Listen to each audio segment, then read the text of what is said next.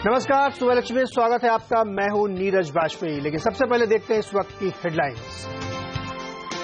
Greece में तीसरे bailout का रास्ता साफ। ग्रीस की संसद ने सख्त आर्थिक सुधारों को दी मंजूरी। बेलआउट पर आज होगी यूरोजोन की वित्त मंत्रियों की कॉन्फ्रेंस कॉल। एशियाई बाजारों की अच्छी शुरुआत। कमजोर येन से जापान का बाजार निक्केई 0.5% ऊपर।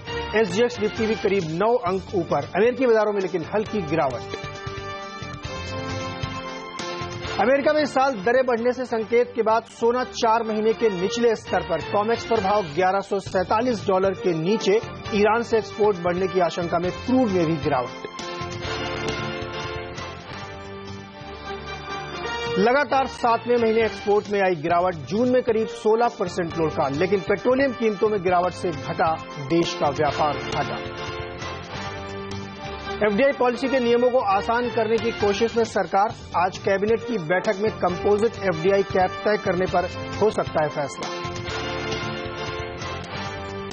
और दिल्ली को छोड़कर देश भर में पेट्रोल डीजल की कीमत ₹2 सस्ती हुई, लेकिन दिल्ली में वैट बढ़ने से पेट्रोल के दाम ₹3.25 और डीजल ₹2 महंगा हुआ। चलिए देख लेते हैं सबसे पहले एसजीएक्स निफ्टी, यानी अपने बाजारों के लिए क्या संकेत इमीडिएटली मिल रहे हैं। एसजीएक्स निफ्टी किस तरीके से ट्रेड कर रहा है, तो अगर आप उस पूरे पैक पे नजर डालें तो बहुत मामूली सी शुरुआत, जिसको 7 पॉइंट कह सकते हैं, आप बिल्कुल फ्लैट टू पॉजिटिव शुरुआत करता हुआ दिख रहा है। क्योंकि जिस तरीके से एक अच्छी खबर, एक बुरी खबर कह सकते हैं आपकी, ग्रीस में जिस तरीके से तीसरे बेल आउट को एक सपोर्ट मिला, आज एक कॉन्फ्रेंस कॉल हो सकती है, वो एक पॉजिटिव है। लेकिन जेनेट येलेन ने जो संकेत दिए कि इसी साल 2015 में ही ब्याज दरों में हल्की बढ़त हो सकती है, उसकी वजह से थोड़ा सा अपने देश के लिए, भारत के लिए, भारतीय बाजारों के लिए एक नेगेटिव संकेत हो सकता है। लेकिन तमाम सारे ग्लोबल बाजारों में वहां क्या चल रहा है, उससे हमें क्या संकेत मिल रहे हैं, ये समझने के लिए चलते हैं हमारे रिसर्च हेड आशीष वर्मा के पास। जी, इक्विटी मार्केट्स अगर देखेंगे तो अमेरिकन मार्केट्स एटलीस्ट आपकी स्क्रीन्स पे लाल निशान के साथ नजर आएंगे। पिछले कुछ दिनों का जो लगातार पॉजिटिव साइड में मोमेंटम था, खरीदारी थी, उस पे कल ब्रेक लगा। माइल्डली इन रेड कहना चाहिए, लेकिन लाल स्क्रीन पर था। क्यों दबाव आया इतने दिनों के अच्छे पॉजिटिव मोमेंटम के बाद? ध्यान रखें, कल ग्रीस के पार्लियामेंट को वोट करना था। उस वोटिंग से पहले खबरें लगातार आ रही थी और बुरी खबरें आ रही थी कि बड़ा क्लैशेस हो रहे हैं, दिक्कतें आ रही हैं, झड़प हो रही है पब्लिक में और वहां की पुलिस में। उससे पहले वो नर्वसनेस क्रीपन हुई इक्विटी मार्केट्स में और इसीलिए अमेरिकन मार्केट्स लाल निशान में स्लिप हो गए। दूसरी दिक्कत की बात थी, जेनेट येलेन की टेस्टिमनी थी, यानी कि बयान देना था उनको कांग्रेस के सामने। पुरानी बात फ्राइडे को जो उन्होंने स्पीच में करी थी वही रिआइटरेट करी, यानी कि फिर से दोहराई है। उन्होंने स्पेसिफिकली कहा है कि इस साल के अंत तक, उससे पहले ब्याज दरें बढ़ती हुई नजर आएंगी। लेबर मार्केट्स में वो कीनली नजर रख रही हैं। ज्यादातर लोग का इंटरप्रिटेशन ये है कि शायद सितंबर में अब रेट हाइक लग रहा है तय है ऑलमोस्ट। इसका मतलब हम जुलाई में ऑलरेडी बैठे हुए हैं। अगले 1-2 महीनों में फेड में, यूएस में ब्याज दरें बढ़ना, वो इक्विटी मार्केट्स में थोड़ा सा और नर्वसनेस ला रहा है और इसीलिए हमने देखा था अमेरिकन मार्केट्स में प्रेशर था। लेकिन इससे पहले मैं आगे बढ़ूं, आइए क्विकली सुन लेते हैं American Fed chair Janet Yellen का क्या कहना था कल। In its most recent statement, the FOMC again noted that it judged it would be appropriate to raise the target range for the federal funds rate when it is seen further improvement in the labor market and is reasonably confident that inflation will move back to its 2% objective over the medium term. तो अगर economy as expected evolve होती है America में, तो शायद ब्याज दरें वहां पे जल्द बढ़ती हुई नजर आएंगी।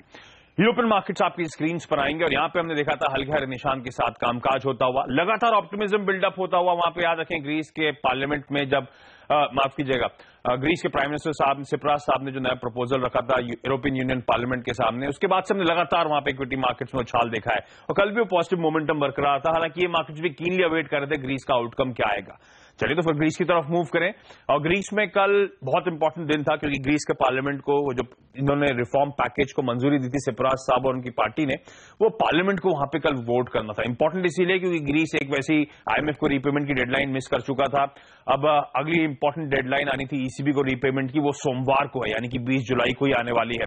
और उससे पहले यहाँ पे पार्लियामेंट में वोटिंग हुई। वोटिंग से पहले झड़प हुई, जैसे मैंने हाईलाइट भी करा, थोड़े कंसर्न्स माउंट हुए, लग रहा था कि शायद ये वोटिंग में फेल होता हुआ नजर आएगा, ऑस्टेरिटी ड्राइव फिर से फिसलती हुई नजर आएगी। लेकिन ग्रीस के पार्लियामेंट ने पॉजिटिव वोटिंग करी, यानी कि जो रिफॉर्म्स पैकेज ईयू के साथ ये लोग साइन करने वाले हैं, ट्राइको के साथ जो साइन करने वाले हैं, उसको फाइनली वहां पे मंजूरी मिल गई है। और आज कहा जा रहा है कि यूरोपियन यूनियन के जो तमाम फाइनेंस मिनिस्टर्स हैं उनकी एक कॉन्फ्रेंस कॉल होने वाली है, ग्रीस के बेल आउट पे और क्लैरिटी आएगी, ग्रीस के बेल आउट पे अब रोड मैप सामने आता हुआ नजर आएगा। तो एक दिक्कत चढ़ती हुई, और इसलिए एशिया कॉशियस है, लेकिन हरे निशान के साथ ज्यादातर मार्केट्स आपको कामकाज करते हुए नजर आएंगे।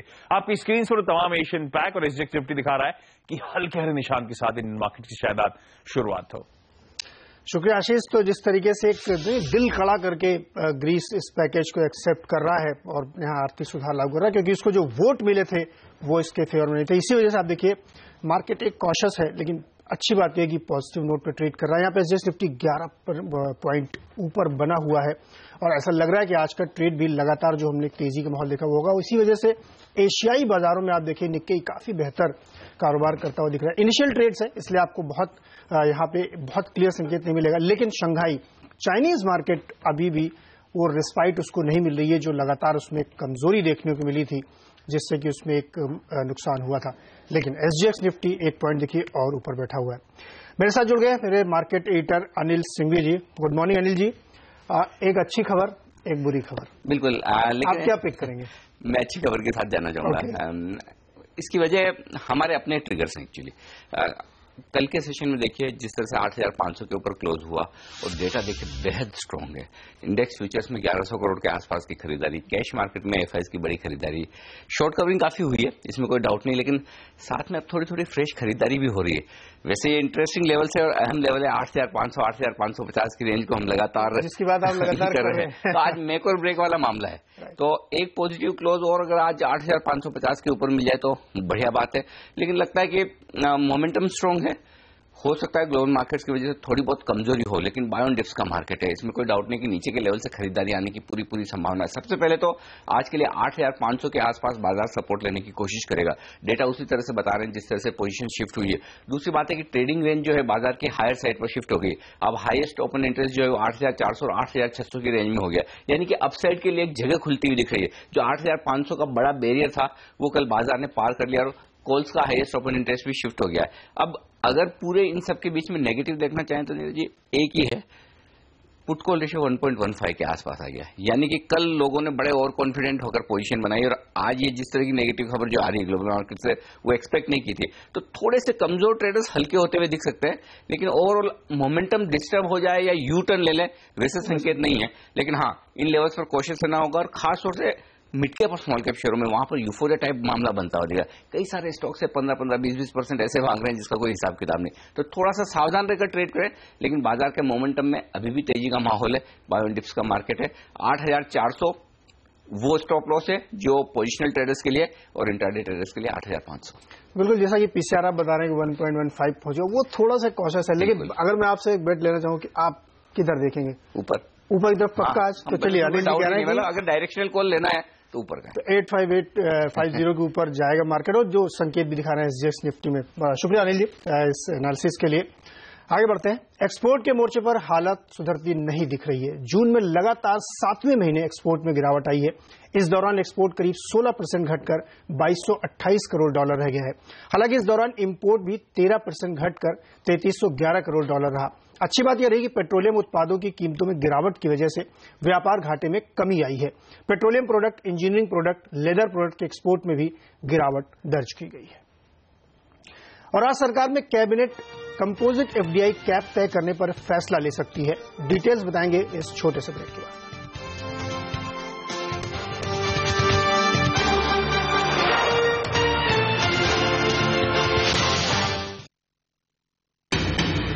तमाम बुरी खबरों को नजरअंदाज करते हुए भारतीय बाजारों ने 8,500 के ऊपर निफ्टी पर दी क्लोजिंग लंबे समय बाद। क्या एक कंफर्म ब्रेकआउट मिल गया है या फिर 8,550 के ऊपर की क्लोजिंग का करना होगा इंतजार। ऐसे में क्या आज का सेशन नेक और ब्रेक वाला हो सकता है?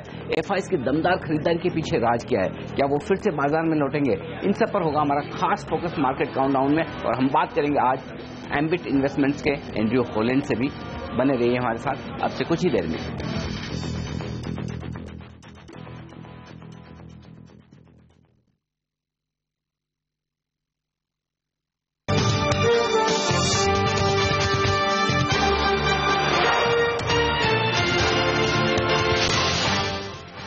एफडीआई पॉलिसी को आसान बनाने के और विदेशी निवेश को बढ़ाने के लिए सरकार आज कैबिनेट की बैठक में कंपोजिट कैपिटल पे एक अपर लिमिट तय कर सकती है और उसको एक साथ मिक्स करेगी। इस कदम से अलग अलग सेक्टरों में एफडीआई एफआईआई के निवेश के दूसरे इंस्ट्रूमेंट्स भी शामिल होंगे। इस खबर पर और डिटेल के साथ बात करने के लिए हमारे साथ हैं दिल्ली से आवाज के ब्यूरो चीफ लक्ष्मण रॉय। लक्ष्मण, जो ये एक फैसला लिया जा रहा है कि जिसमें एफडीआई, एफआईआई, एफपीआई, क्यूपीआई ये सारे एक साथ मिक्स किए जाएंगे, क्या है डिटेल्स और सब बताइए हमें। देखिए, दरअसल अभी क्या होता है कि जो भी विदेशी निवेश किया जाता है वो अलग अलग तरीकों से किया जाता है। जैसे किसी को कहते हैं एफडीआई कर रहे हैं, कोई एफआई होता है, कोई क्यूएफआई होता है, और अलग अलग तरीकों की अलग अलग सीमा होती है। किसी सेक्टर में एफडीआई की अलग सीमा होती है, एफआई की अलग सीमा होती है, क्यूएफआई की अलग सीमा होती है। और इन सब की वजह से क्या हो रहा था पिछले कुछ दिनों से कि जब एफडीआई फ्लो बढ़ने लगा था, सरकार ईज ऑफ डूइंग बिजनेस करना चाहती थी, तो लोगों ने ये चिंता उठाया कि हर की अलग अलग सीमा होने से कंफ्यूजन होता है, कई में बहुत ज्यादा फर्क कर पाना मुश्किल हो पाता है। तो इंडस्ट्री की और निवेशकों की मांग को देखते हुए सरकार ने कंपोजिट कैप कैसे किया जाए, इस पर कमेटी बनाई थी। उस कमेटी की सिफारिशों के आधार पर ही आज सरकार कैबिनेट की बैठक में इस पर अंतिम मुहर लगा सकती है। जो मुहर लगेगी उसके बाद ऐसा हो जाएगा कि अलग अलग जो तरीके हैं उन तरीकों की अलग अलग सीमा नहीं होगी। आप जिस तरीके से भी लाइएगा एक कंपोजिट सीमा होगी और उसी सीमा के तहत आपको विदेशी निवेश रखना होगा, चाहे एफटीआई के जरिए लाएं, एफआई के जरिए लाएं, क्यूएफआई के जरिए लाएं, तो सबकी एक ही सीमा होगी, उसी सीमा के तहत आपको लाना होगा। इससे कंफ्यूजन दूर होगा। एक जो दिक्कत आ रही थी पहले कि अगर मान लिया जाए एनआरआई को हम अलग मानते थे, एफडीआई को अलग मान देते हो, तो कंपोजिट कैप के साथ ही कई सेक्टर में लिमिट से ज्यादा बढ़ जाएगा सीमा जो है, तो वहां पे छूट दी जाएगी कि लिमिट से ज्यादा बढ़ गई है, पहले से विदेशी निवेश किया गया है, तो उनको विदेशी निवेश कम करने के लिए नहीं कहा जाएगा। मैनेजमेंट कंट्रोल ऑनरशिप की परिभाषा के तहत पहले के तहत ही रखा जाएगा, उसमें कोई बड़ा परिवर्तन नहीं किया जाएगा, ताकि पहले से जिनमें ज्यादा विदेशी निवेश है और कंपोजिट कैप की जगह सीमा से बाहर होता है विदेशी निवेश, तो उनको राहत मिलेगी। ये एक खासतौर से ईज ऑफ डूइंग बिजनेस के लिए, निवेश को बढ़ावा देने के लिए बड़ा कदम माना जा रहा है। लक्ष्मण, ये कह सकते हैं कि जो अलग अलग सेक्टर्स के अलग अलग कैप्स हैं, उस कैप के अंदर विदिन जो अलग अलग सेगमेंट हैं उन सबको मिला के एक कर दिया जाएगा और उसके बाद फिर आप निवेश करेंगे। हाँ बिल्कुल, सबको मिलाकर के एक कर दिया जाएगा। आपको भी ये चिंता नहीं करनी कि एनआरआई कितना रखना है, क्यूएफआई कितना रखना है, सबको मिलाकर के आपको एक कर दिया जाएगा और आप उस एक सीमा के तहत आप जिस तरीके से चाहें पैसा लेकर के आएं और उसमें कोई कंफ्यूजन नहीं रहना चाहिए, ये इसका मकसद है। शुक्रिया लक्ष्मण इस जानकारी के लिए। तो इस पर नजर रखिए, दिन के दौरान बहुत सारी ऐसी कंपनियां और शेयर होंगे जिसपे मूवमेंट हो सकता है इस खबर के चलते। लेकिन आज कौन से ऐसे शेयर्स हैं जो फोकस में रहेंगे, जानते हैं अपनी रिसर्च एनालिस्ट सोनम मेहता और पूजा त्रिपाठी। Good morning. शुरुआत ऑयल मार्केटिंग कंपनियों के साथ करेंगे। आईओसी, बीपीसीएल, एचपीसीएल जैसी कंपनियां आपके रडार पर रहनी चाहिए क्योंकि पेट्रोल डीजल 2 रुपया सस्ता हो गया। ये कल मध्यरात्रि से ही लागू हो चुका है, लेकिन दिल्ली सरकार ने यहाँ पे पेट्रोल और डीजल पर वैट रेट को बढ़ा दिया है और इसी की वजह से दिल्ली में पेट्रोल के दाम 3.25 रुपए और डीजल 2 रुपए प्रति लीटर बढ़ गया है। टाटा स्टील का काउंटर भी आज आपके रडार पर होना चाहिए। यहाँ टाटा स्टील और कंपनी की यूके यूनियन के बीच जो पेंशन को लेकर विवाद चल रहा था वो अब खत्म हो चुका है। यूके ट्रेड यूनियन के मेंबर्स ने स्कीम को जारी रखने के पक्ष में वोट किया है और यहाँ पर टाटा स्टील का कहना है कि आगे भी एम्प्लॉयज को हाई क्वालिटी पेंशन ही दिया जाएगा। पिपावर डिफेंस, रिलायंस पावर के काउंटर पर खास नजर होनी चाहिए। एक बहुत बड़ा प्रोजेक्ट पिपावर डिफेंस के हाथ आता हुआ, जहाँ पर रशियन सरकार ने अनिल अंबानी के पिपावर डिफेंस को चुना है। यहाँ पर नेवल फ्राइगेट ऑर्डर के लिए ये वॉरशिप्स होते हैं और ये पूरा जो ऑर्डर है वो $3 बिलियन से ज्यादा हो सकता है और बल्कि प्राइवेट सेक्टर का biggest ever worship building project है। ये जो वॉरशिप्स है वो डिलीवरी 6 से 8 साल में की जाएगी।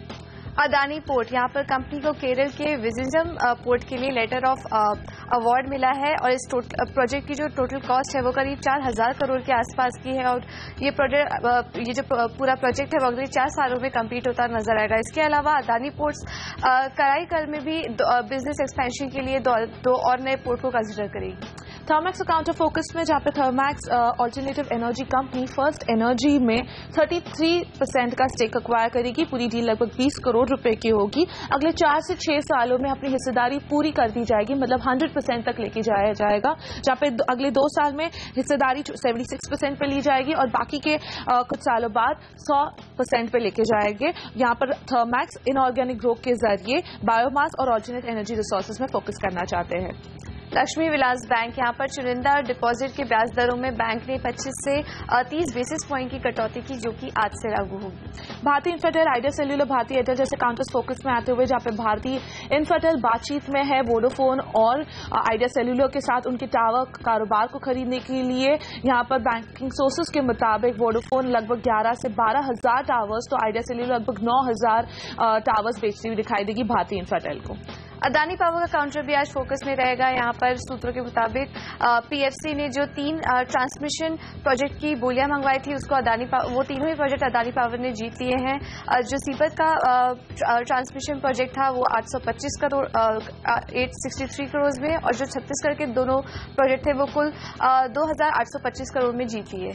हीरो मोटोकॉर्प का काउंटर फोकस में एक नेगेटिव खबर आती हुई कंपनी के लिए। कंपनी का जो फैक्ट्री कंस्ट्रक्शन चल रहा था आंध्र प्रदेश में, यहाँ पर हैदराबाद के हाईकोर्ट ने इस कंस्ट्रक्शन को फिलहाल के लिए बंद करने को कहा गया है, क्योंकि कोई दूसरा इंसान है जो इस लैंड के ओनरशिप को क्लेम कर रहा है। अब बात करते हैं नतीजों की। साउथ इंडियन बैंक ने भी तिमाही नतीजे घोषित किए, जिसमें काफी दबाव देखने को मिल रहा है। एनआईआई के फ्रंट पर भी कमजोरी देखने को मिली है। मुनाफे में करीब 48% की गिरावट, और एनपीएस की बात करें तो इस बार नेट एनपीएस में 30% की बढ़ोतरी हुई है। यहाँ पर भी कमजोरी देखने को मिली है। प्रोविजंस में जरूर कमी आई है, लेकिन उसका कुछ फायदा यहाँ पर मिलता हुआ दिखाई नहीं दिया है। तो कुल मिला के कमजोर नतीजे साउथ इंडियन बैंक की तरफ से। और आखिर में उन काउंटर्स पर नजर रखेगा जो आज अपने तिमाही नतीजे घोषित करेगी। इसमें Mindtree, Mastek, PMC Fincorp, delta Corp, dB Corp, fact bearings और मैन इंडस्ट्रीज जैसी कंपनियां शामिल हैं। शुक्रिया पूजा और सोनम। लेकिन देखिए, आप छोटा सा ब्रेक ले लेते हैं। ब्रेक के बाद आपको बताएंगे कमोडिटी बाजार और करेंसी मार्केट के लिए आज आपकी स्ट्रेटजी क्या होनी चाहिए।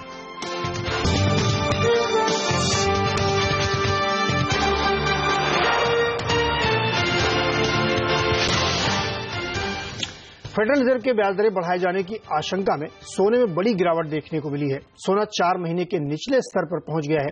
वहीं कॉमेक्स पर सोने का भाव $1147 के नीचे आ गया है। ईरान से कच्चे तेल की सप्लाई बढ़ने की उम्मीद में क्रूड में भी गिरावट देखने को मिल रही है, लेकिन कल की गिरावट के बाद आज हल्की सी एशियाई कारोबार में बढ़त देखने को मिल रही है। कमोडिटी बाजार में क्या करें, ये जानने के लिए हमारे साथ हैं डेस्टिनी सिक्योरिटीज के Manish Sharma. Manish, very good morning. सबसे पहले तो ये बताइए कि जिस तरीके से खबरें अब अमेरिका से आ रही हैं, ब्याज दरें बढ़ने की बात जेनेट येलन ने कह दी है, क्या रहेगा आज डॉलर रुपए का हिसाब किताब? जी गुड मॉर्निंग जी। जेनेट येलन के स्टेटमेंट के बाद अगर आप देखें, डॉलर इंडेक्स में लगातार मजबूती हमें देखने को मिल रही है। यूएसडी आईएनआर में भी अगर आप देखें तो 63.20 63.30 ये एक स्ट्रॉन्ग सपोर्ट जोन है।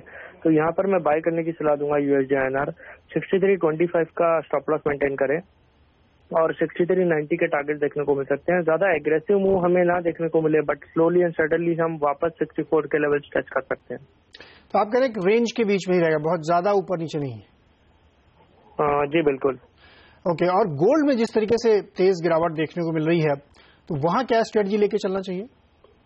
जी गोल्ड में अगर आप देखें 1150 एक मेजर लेवल था और उसके नीचे भी हम ट्रेड कर रहे हैं। तो यहाँ पे एक मेजर ब्रेकडाउन हमें देखने को मिल सकता है।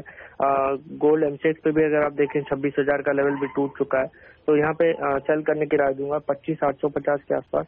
26,000 का स्टॉप लॉस मेंटेन करें और नीचे में 25,600 के लेवल टेस्ट हो सकते हैं।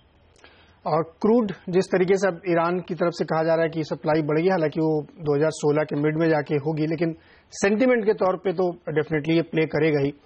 कल काफी गिरावट थी, आज हल्का सा सपोर्ट लेता हुआ दिख रहा है। तो क्रूड में कैसे स्ट्रेटजी बना के चलना चाहिए? जी क्रूड में अगर आप देखें इतना लगातार पिछले कुछ दिनों से सेल ऑफ आया था, तो टेक्निकल बाउंस तो आना ही चाहिए था। बट टेक्निकल बाउंस जो भी आता है उसमें शॉर्ट पोजीशंस बनाएं। 3,350 का स्टॉप लॉस मेंटेन करें और नीचे में एक बार लगता है वापस 3,200 के लेवल टेस्ट हो सकते हैं। ओके, तो क्रूड में भी आज शॉर्ट की ही सलाह होगी। शुक्रिया मनीष इस जानकारी के लिए। और अब बात देश को हुनरमंद बनाने के लिए मेगा प्लान की।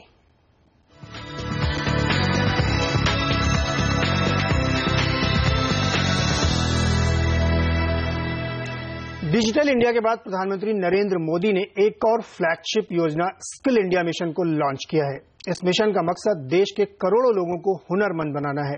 स्किल इंडिया के लॉन्च पर प्रधानमंत्री मोदी ने कहा कि आने वाला वक्त भारत का है और भारत दुनिया को स्किल्ड लेबर सप्लाई करने वाला सबसे बड़ा देश होगा। उन्होंने इस मौके पर यह भी कहा कि हमने गरीबी के खिलाफ जंग छेड़ दी है। पिछली शताब्दी में दुनिया के अंदर हमने आईआईटी के माध्यम से विश्व में अपना नाम बनाया। दुनिया ने हमारे आईआईटी को एक अच्छी इंस्टीट्यूशन के रूप में स्वीकार किया। हमें गर्व है इस बात का। लेकिन इस शताब्दी में हमारी आवश्यकता है आईटीआई की। योजना पूर्वक गरीबी के खिलाफ एक जंग छेड़ा है और ये जंग जीतना है। और ये गरीबी खिलाफ का जंग जीतने के लिए गरीब की ही मुझे फौज बनानी है। हर गरीब मेरा फौजी है, हर गरीब नौजवान मेरा फौजी है।